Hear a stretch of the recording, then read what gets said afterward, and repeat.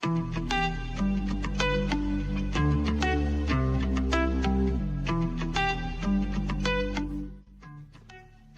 you ever thought about speaking on the red dot? We're talking about the TEDx stage, of course. And this month for our Speaker Spotlight series, I have the honor of welcoming four amazing speakers who are all delivering TED Talks this month. And they are all members of NSA Carolinas. So here's a couple of themes that will be useful for you as you listen and watch. Alignment, proximity, community, and intentionality. And what you're going to learn from these four speakers is the power of these four elements into creating a powerful speech and also creating a movement. So tap in as I talk to Tara Brown, Michelle McCown-Campbell, Cheryl Gould, and Dr. Susie Castellanos Hansley. Tap in. We'll start the show. All right, welcome to this month's Speaker Spotlight series. I am your host, Alex Dumas, and I have a treat for you all. Not only do I have one speaker, not only do I have two speakers, three speakers, four speakers, but we are here to talk about TEDx events, and we have four TEDx speakers coming up to the mic. So I'm going to just do this in the order that's on my screen. I'm going to turn to Cheryl first. Would you please introduce yourself and tell us your talk title for your TEDx? Hello, thank you, Alex. Hello, everyone. I am Cheryl Gould, and my TEDx talk is Whole Worthy Wise, the new standard of leadership. And I'm excited to be a part of TEDxMorganStreet, which will take place on March 21st. Beautiful. Thank you so much. Next, my friend, someone who is just funny beyond funny, Tara Brown. Tell us about who you are and your TEDx that's coming up. That would have been funny if you kicked it to Michelle, and then my ego. Subversion. Be like, is Michelle funnier than me? Oh my gosh! Well, thank you so much, Alex, for doing this and for having me. I am Tara Brown. I am excited to be a part of TEDxURI, which is the University of Rhode Island. And our theme is Now That's Funny. And my title is The Laughter Assignment, What Purple Lipstick Taught Me About Owning My Voice. So I'm so excited. Yes. Oh, that's an intriguing title. We're Yes, going to dive into that in a minute. So now for somebody who's like, I don't know, an awesome activator, somebody who just radiates awesomeness, Michelle, tell us about your talk and when you're going to speak in. Yeah, my name's Michelle McCown-Campbell. I am so glad you didn't come to me when you talked about funny, because I was sitting here like, please no. Is that me? I can't tell you my talk title. I can tell you the theme. I'm at Sugar Creek Women, and the theme is perspective. But because of the process, we're at the stage where we cannot confirm what the titles are. So we can talk about that later. But I am going to be celebrating, and everybody in the room is going to be celebrating their awesomeness. That's what I can share. Fabulous. Hush, hush. And for TEDx Sugar Creek Women, that is happening on March 28th. So we've got a whole slew of talks. And last but not least, Dr. Susie, drop some dimes on us. Yes. I am privileged enough to have been selected for TEDx Sugar Creek Women. So Michelle and I will be on the stage together. And like Michelle, I can't give you the title because it may change, we might find a better title as we get closer. What I will share is that I'm going to change everybody's perspective on stress. And I'm going to reveal some interesting biological secrets, the simple things that actually help us reduce stress and feel more connected and accomplish more. But I can't tell you what it is. You're going to have to come to the talk. That's it. I love it. Love the breadcrumbs. And I love this because we've had, like I said, we have a jam-packed month, Women's History Month. If you don't already know that, for March 1st, March 21st, March 28th. We have powerful speakers, and you all have something in common besides being TEDx speakers next month. You are also part of this, this elite chapter of National Speakers Association. I think they're the Carolinas chapter. I could be wrong, right? We got the pom-poms, we got the glasses everywhere. So before we get into the TEDx's, tell us, and I'm going to start with you, Michelle, Tell us about why you joined NSA Carolinas and what it's done for your speaking business at this point.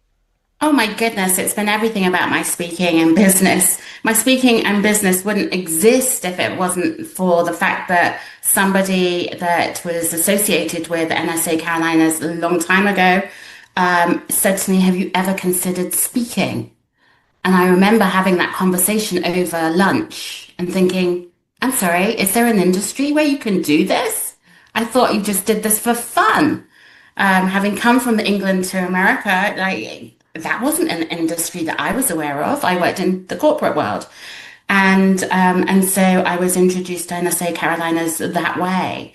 I got my first paid speaking engagement through a NSA member because of Speaker Academy. I am part of a phenomenal mastermind with the awesome Tara and Mary Elizabeth and Larry Long Jr. Because of Speaker Academy, because we went on that journey together.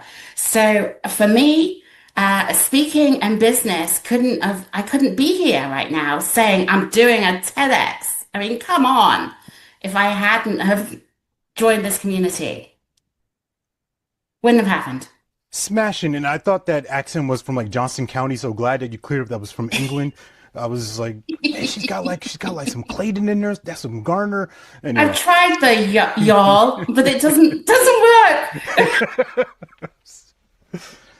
Susie, I'm gonna turn over to you. Tell me about like how you got introduced to NSA Carolinas and what has been the biggest blessing in your business being a member. Larry Long Jr. introduced me to NSA Carolinas. As you can imagine, I think he introduced so many of us to it because he sees so much in all of us, and he's such an encourager. For those who don't know, he is our immediate past president. And when he told me about it, I was a coach. I wasn't a speaker. And I started coming to some of the free meetups, the second Saturdays that used to be at Panera. And I just really fell in love with the people and I saw value. And at some point I realized, oh, I do really want to do this. So I jumped right in and I have gotten so much out of it. I think for all of us who are solopreneurs or entrepreneurs, especially speakers, it can be a lonely career. And that's what the power of being in an association. That's what it gives you. Whatever your industry is, when you join an association, you find a community of peers who are there to support you. And I can't say so many great things about NSA Carolinas and NSA National. Wonderful. Thank you so much. Tara, tell us your NSA story. How'd you get here?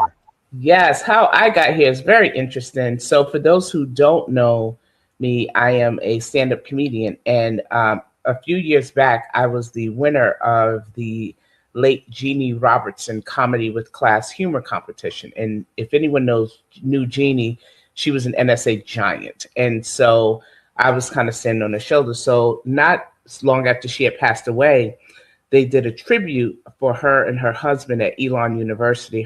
She and her husband were big supporters of Elon. And they did a tribute to them and had asked me to come perform. And so after I performed, the OG, as I like to call him, Mike Frank, came up to me and said, and for those who don't know the legend that is Mike Frank used to be president of NSA National, NSA Carolinas. He's just a phenomenal human being. So he comes up to me afterwards and said, has Jeannie ever spoken to you about NSA, about joining NSA? And I said, she hasn't. So that started that road for me of joining NSA. And so when I joined NSA National and NSA Carolinas, and it has been phenomenal. My first year of joining NSA, I went to Influence, which was an amazing experience. And from going there and being a part of that, specifically comedy night, I made so many relationships that opened up doors for me to speak and perform at lots of places. So I also had the pleasure of serving on our NSA Carolinas board last year. And so I enjoyed that experience immensely. As Michelle said, going through Speaker Academy was just such a thrill. I love this chapter so much. I love the relationships. I love how we're very supportive of one another, and we try to lift, we lift as we climb, as they say. And so I'm just elated with our chapter and just happy to support it in as many ways as I can.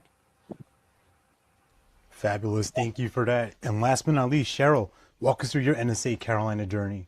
Awesome. So I'm a solopreneur. I started my consulting business last year, and I was looking for a community because I thought, where do I start? Where do I kind of find my tribe? And I did a lot of research because I am a researcher. So right here from the keyboard, I just started searching like where are people like finding community. And so everywhere I looked, I kept seeing NSA, and I was like, okay, I need to learn more. Let me find the local chapter. And I discovered that there was a connection to Larry Long. So I knew Larry Long because who doesn't know him, right? But he had spoken a couple of times at Raleigh Metro Sherm, which I'm on the board there. And so I was like, oh, I remember him because who doesn't remember him if you've ever seen him do his thing?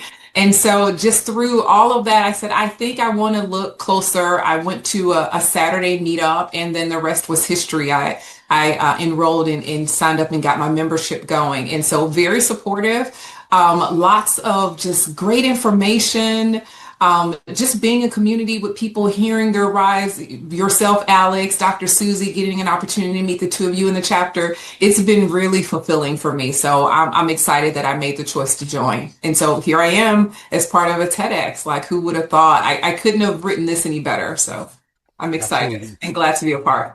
Yeah, wonderful share. And even though this is for the ladies, Larry, you are a star in our book, so we love you and we appreciate you. He's the reason why I'm also in the chapter as well. He introduced me several years ago. Now, here comes the question of the day. Why in the would you want to do a TEDx? Like, what's wrong with you people? Like, a TEDx? Who do you think you are to do a TEDx? Then I'll open this up to Tara first. Okay, well, I was sitting home, minding my business, probably watching The Real Housewives of something, and I get a message on LinkedIn from speaker friend Robert Kelly, who said, "This has your name written all over it." And he is an alum of the University of Rhode Island, and he sent me their call for submission, and their theme was, "Now That's Funny." So I was like, he's not wrong. And so I kind of went through the process of applying for it and understanding that oftentimes it takes a few tries when you apply for a TEDx before they accept you. And the fact that I applied and got accepted on the first try is just phenomenal. And I'll tell you a funny story about it. So the dates where I had to send the submission and then I had to do the interview, I got kind of selected to like these like I forget what they call it, but it's like a final of a list of 20 people they were considering. So I was on that list, and the date that they were going to have the meeting to determine how to whittle that list down, I was going to be on a cruise ship. For those who don't know, I perform comedy on cruise ships. I was going to be in Hawaii, so I needed to make sure I understood the time difference between Hawaii and Rhode Island. So you'll go to my Google search and see 15 searches of what time is it right now in Rhode Island? What time is it right now? Because I did not want to mess this opportunity up. I get on the ship, the Wi-Fi, I'm like, I bought the Wi-Fi, we're ready to go. I'm sitting at the table, ready to have the interview. The Wi-Fi goes out, so I have to run off the ship. Thankfully, we were in port. So I ran off the ship in Hawaii, making sure I had the right time, did the interview to whittle the list down, and it went all of like, it was like I'm not even kidding, it must have went for like 1 minute. And I was like, that's good, right? It's good, right? And I called my mother, that's a good sign, that's a good sign.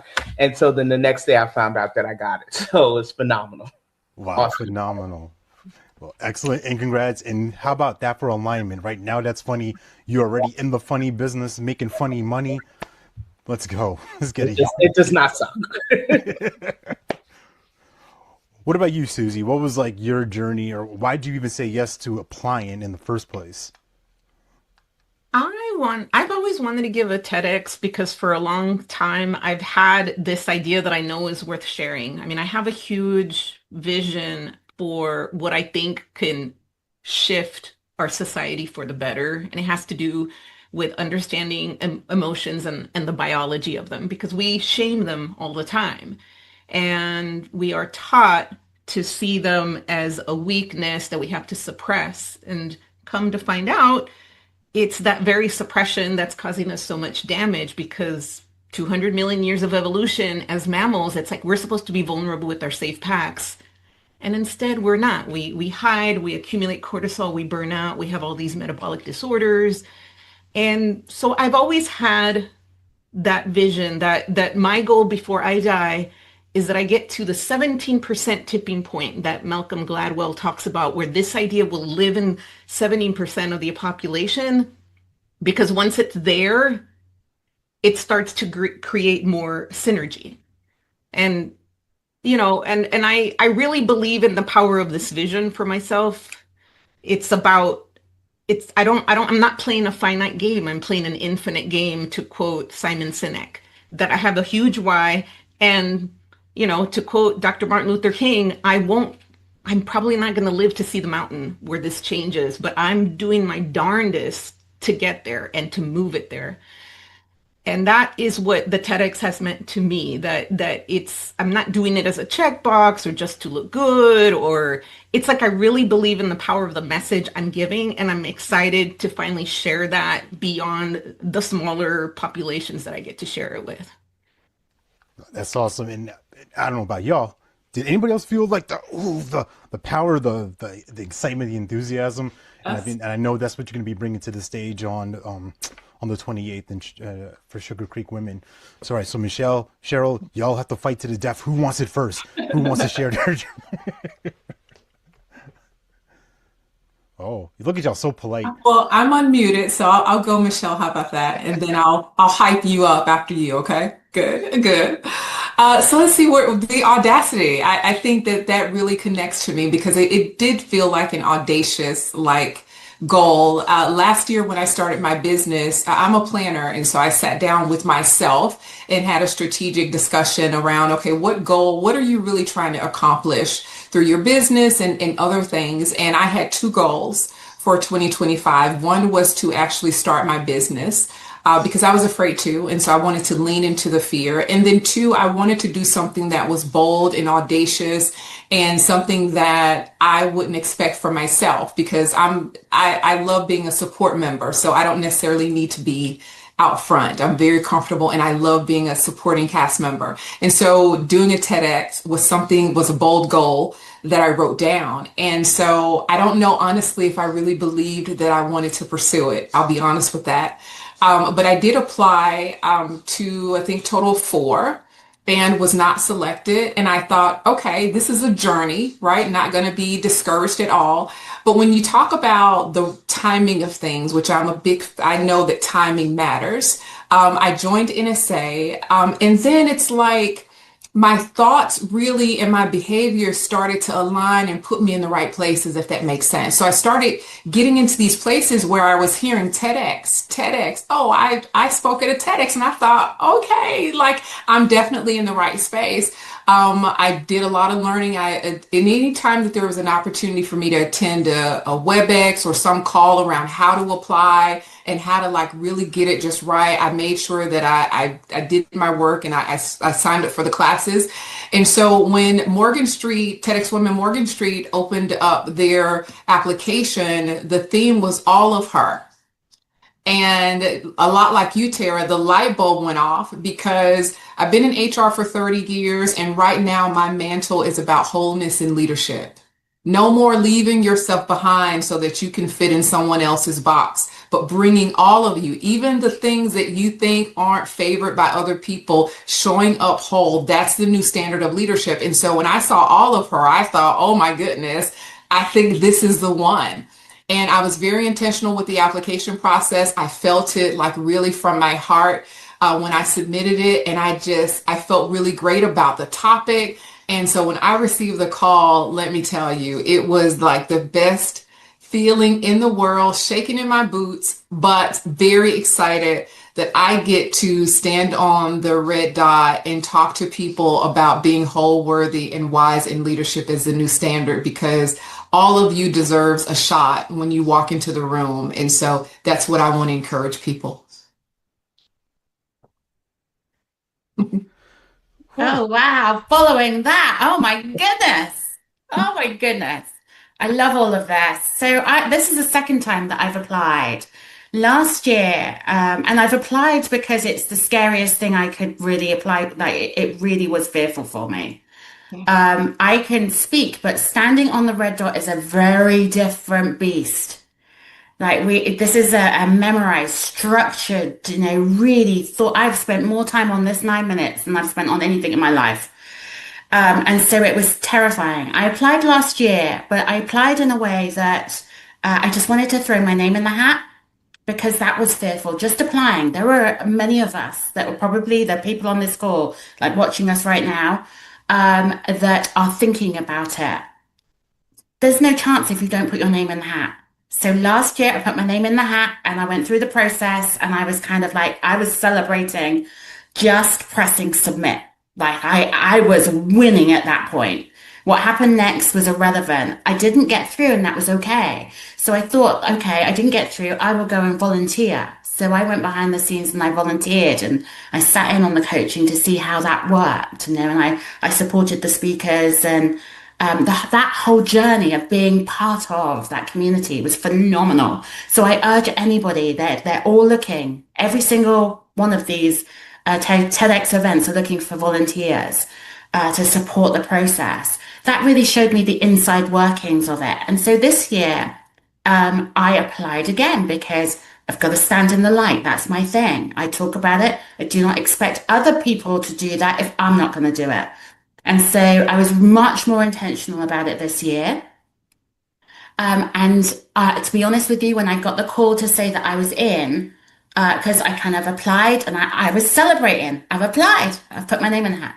I was expecting to hear I'm going to be volunteering, and that would have been phenomenal because I am all about being behind the scenes. Cheryl, we've got to speak. I've got 25 years plus HR. I know that feeling. And so to be told, oh, you're going to be a speaker, and the next words that came out of Kara's mouth were, no, you cannot do volunteering as well. Like she knew that's what I was going to say. Can I still help behind the scenes? And so the application process, the reason why is to stand fully in the light and stand by what I mean by activate the awesome is to stand fully. I'm not an expert, I'm on this journey to learn. And I'm going to step out of my comfort zone and do something because of the message, because there are other people. We've all watched TEDx where we've watched a message and thought, oh my God, that seems so simple. And yet it hadn't sat yet. And I want to be one of those people that has this message for somebody to say, I can do that. And that's going to make a difference to my life. And so it's an obligation to step into this. But it's also a moment where I think, I was the 5-year-old kid who said, Mom, Dad, you've got to come from England and you must be here because I'm doing this big thing. The other thing I wanted to say about this whole process is that it's not till someone says 300 people applied for Sugar Creek Women and you're one of the 15. That's when it hits home. That's when I thought, oh, I need to really do this. So it's there for everybody, but you have to put your name in the hat and get there when the timing's right. I think what we can all agree with is when the timing's right, my goodness, the theme aligns, you align, and it just happened. Boom, boom, boom. Now we've got to do is deliver it. And I know these phenomenal women are going to deliver. There's no doubt on the awesomeness. So it's exciting. Hey, Alex, can I share a quick fun fact about this? Sure thing, please. So fun fact for me, I found out I got TEDx the day after Michelle posted that she got it. And I refused to say anything publicly because I wanted her to have her space to be able to enjoy it. So I purposely didn't say anything on social media between that and the fact I was waiting till we met with our mastermind group. So people who I knew who knew Michelle and Larry and Mary Elizabeth, I'm like, don't tell them. I have to tell them. But I purposely waited because when Michelle posted, I was so excited for her. And I was like, there's no way I'm telling anybody I'm doing this right now. It's crazy. It's crazy. And me and Susie didn't know. I wanted you to be your moment in the light. And so I waited a couple days before I shoot. I love how we all support each other. No. That's the power of community. And speaking of support, I want to just speak her name into the room, Sybil Stewart, the stage builder. She is the organizer for TEDxMorganStreet. She wasn't able to join us on this live call as due to some illness right now. So Sybil, we're praying for you. Hope you feel better and can't wait to see you next month and just see what an amazing production comes to life. So as we get close to wrapping this up, I'm going to have y'all reflect on next month, International Women's Month, right? Women's History Month, and you are delivering this talk. Whether, and one of you touched on it, is like the little 5-year-old you, right? Or this emergent speaker, this emergent woman who wants to amplify her voice, but she's not sure. She's hesitant, like, what? Should I do this? Who am I? Right? All these all these wishy-washy things, all these things we're fearful of. What is one message from your talk, or just from your speaking career, that you want to share for that person who's kind of like, I want to do something big. I want to speak on the stage. I want to tell people my story and change the world, but I'm scared. What would you tell that person? I'm gonna start with you, Cheryl, first. Oh, I would say for someone who's asking why not them, I would say everything that you've experienced is the answer to the question. That's why. Because you didn't go through those things, have those experiences for nothing. It was for you, but it's also for the people that are watching you, the people that are coming behind you, for the other people that need encouragement, that are going through the same thing. That's why it's you. So lean into it. You've survived so much, and let's get it done. You can do it. Dr. Susie, next. Such a good question, Alex. I think what I would want people to hear, if they're thinking about it and they're scared, it's like you're exactly in the right place. Fear doesn't mean you shouldn't do it. Fear is just trying to protect you from making a fool of yourself, getting judged. And I will tell you that part of this whole TEDx process, not just applying, but writing your talk, it is an entire mastermind in learning to face those unconscious fears we have, that we're broken, or what we have to say doesn't matter, or people are going to judge us. I mean, I can tell you it's not just me. It's all of us going through that process and getting through that. So you don't have to come in fearlessly. You just want to come in courageously and find the people who can support you, because there's so many of us out here who will support you and believe in you and cheer you on and help you get clarity on your ideas. So you don't have to do this alone. We're all in it together. So that's what I want to offer. Powerful. Thank you. Tara, please.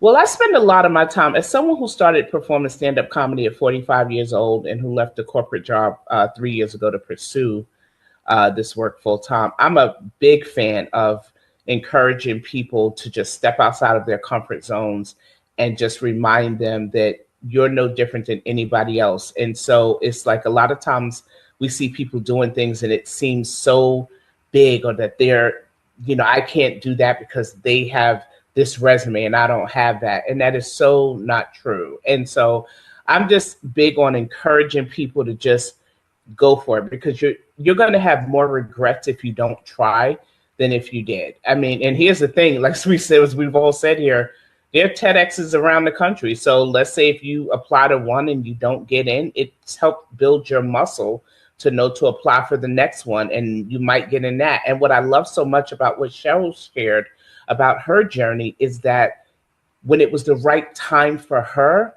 that's when she got it. So just understanding that if you don't get in the first time you apply, that is not a failure. That is not anything that you did wrong per se, but it just might not have been your time at that moment. So understanding that, yes, do go for it, and understanding that when it's your time, everything will align and it will all make sense. Powerful. Thank you. Last but not least, Michelle, drop Well, some Cheerios on us. I've got to say, like, we all have a tapestry of awesome. It's the good, the bad, the downright ugly, and it's the truly awesome. And that is what we're talking about, is being vulnerable enough to share that, who you are. It's also about setting intention. And I say to everybody, if I can, yes, you can. Now, there's no special here. I'm from the middle of nowhere in England. It's flat. It's a small town. So if I can make it here, anybody can. And last year when I was volunteering, me and a friend stood on that red dot. And I'd forgotten about this. We took a photo and we said we're going to do it next year. And off we went on our merry way. And both of us did it are doing it this year. And so set the intention, because when you set the intention, you keep taking the steps. I am proof that just by taking one step at a time and celebrating along the way, everything can be achieved. So that's the only reason I'm here. And I have to pinch myself, but I took the steps. And those steps led me to you amazing people in this community. So thank you, Alex. You're welcome. Thank you. Y'all are all phenomenal as powerful women of color, especially too. This is like extra, like, oh, yes. I can't wait to cheer you on. I'm going to be volunteering at the TEDxMorganStreet event. So that's on March 21st. All of her. Make sure if you are in the Rhode Island area, stop by March 1st, University of Rhode Island. Now That's Funny. And last but not least, TEDx Sugar Creek Women. Their theme is about perspective changing everything. So if you want to hear, if you enjoyed this, you enjoyed these phenomenal speakers, and there's so many more who are on this card that we can't even include right now, tap in. The links will be in the show notes for you to get some tickets, or even if you want, just donate and support the organizations. They will love that too. So as we wrap this up and land this plane, thank you, NSA Carolinas. Anybody who's in the Raleigh-Durham area, or just even in the state or local, if you're looking for community, if you're looking for support to grow as an emergent speaker, or if you're even a seasoned speaker and you're thinking, I need to sharpen my tools, I need to get around the right people, tap into nsacarolinas.org. Make sure you subscribe to this channel, share with a speaker friend, and we'll see you next month. Stay blessed. Thanks, Alex.